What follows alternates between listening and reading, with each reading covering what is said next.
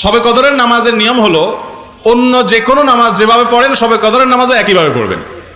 এগুলো শবে কদরের নামাজের নিয়ম। এমন কোনো কথা নাই যে শবে কদরের নামাজে প্রথম রাকাতে সূরা ফাতিহার পর অমুক সূরা এতবার পড়তে হবে, দ্বিতীয় রাকাতে ততবার পড়তে হবে, এরকম কোনো কথা কোরআন হাদিসে। এগুলা মন গড়া বিভিন্ন সিস্টেম, বিভিন্ন পদ্ধতির কথা, বিভিন্ন আপনার বাজারে নামাজ শিক্ষার বই নামে অনেক বই আছে, সব বই না, কিছু কিছু বই আছে।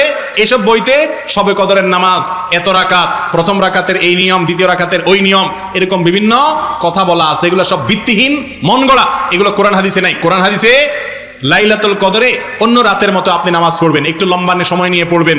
যে কোনো রাতের নামাজ, তাহাজ্জুদের নামাজ লম্বা সময় নিয়ে পড়তে হয়। দীর্ঘ রাকাত, দীর্ঘ রুকু, দীর্ঘ সিজদা, আস্তে আস্তে তেলাওয়াত, আস্তে আস্তে তাসবিহ এবং সময় নিয়ে পড়বেন। দুই রাকাত করে পড়বেন। যে কোনো সূরা দিয়ে পড়তে পারেন, একবার পড়বেন না দুইবার পড়বেন সূরা ফাতিহার পরে সূরা, এটা আপনার ব্যাপার। কোনো সূরা নির্ধারিত না। আপনি লাইলাতুল কদরের একটা জিনিস নির্ধারিত, সেটা হলো একটা দোয়া হাদিসে বর্ণিত হয়েছে। আম্মা জানা আয়েশা রাদিয়াল্লাহু তাআলা আনহাকে নবী করিম সাল্লাল্লাহু আলাইহি ওয়াসাল্লাম শিক্ষা দিয়েছেন, তুমি যদি লাইলাতুল কদর পাও তাহলে দোয়া করবা। কি দোয়া? আল্লাহুম্মা ইন্নাকা আফুউন তুহিব্বুল আফওয়া ফাআফু আন্নী। আল্লাহ আপনি ক্ষমাশীল, ক্ষমা করতে ভালোবাসেন, অতএব আমাকে ক্ষমা করে দেন। ক্ষমা করতে ভালোবাসেন, অতএব আমাকে ক্ষমা করে দেন। এই দোয়া পড়বেন লাইলাতুল কদরে। এছাড়া আল্লাহর কাছে যে কোনো দোয়া করবেন, দুই রাকাত করে নামাজ যতটুকু পারেন তৌফিকুল্লাহ পড়বেন। কোনো সূরা কেরাত নিয়ম নির্ধারিত নাই। সারা রাত আপনি দোয়া করবেন, ইবাদত করবেন।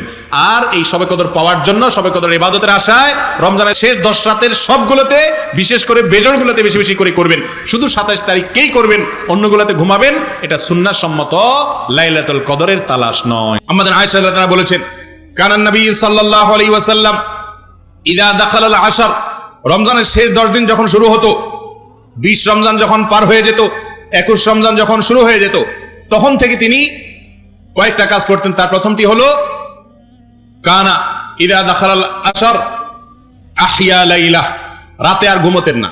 শেষ দশকের রাতে আর ঘুমোতেন না, সারা রাত জেগে ইবাদত করতেন।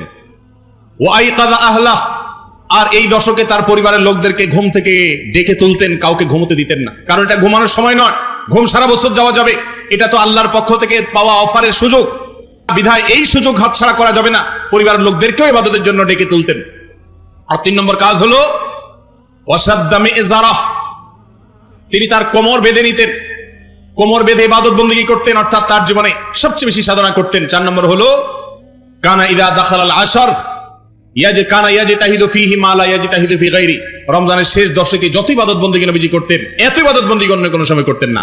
আমরা সেই ইবাদতকে শর্টকাট করে নিছি।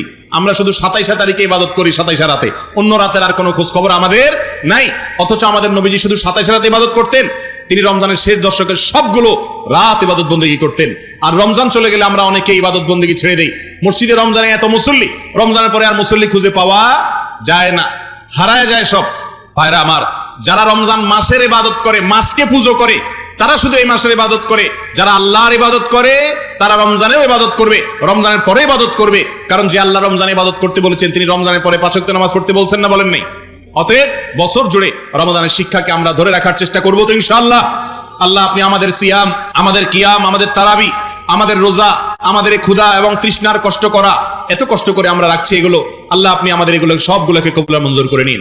ভাইরা আমার, রমজান উপলক্ষে একটা সুযোগ থেকে আমরা বেশিরভাগ মানুষ বঞ্চিত, সেটা হলো রমজান মাস ক্ষমার মাস। ভাই, রমজান মাস আল্লাহর কাছ থেকে জাহান্নাম থেকে মুক্তির পরোয়ানা আদায় করে নেওয়ার মাস। আর এই কাজটা পাওয়ার জন্য আমাদেরকে একটি কাজ করতেই হবে, সেটা হলো এই মাসে আল্লাহর কাছে বেশি বেশি দোয়া করতে হবে।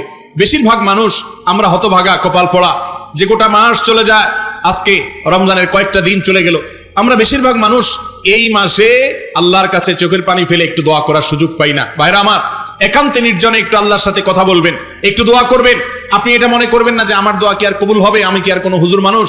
ভাইরা আমার, আপনি আল্লাহর বান্দা, আল্লাহ তাআলা তার বান্দার ইবাদত কবুল করবেন, বান্দার দোয়া কবুল করবেন।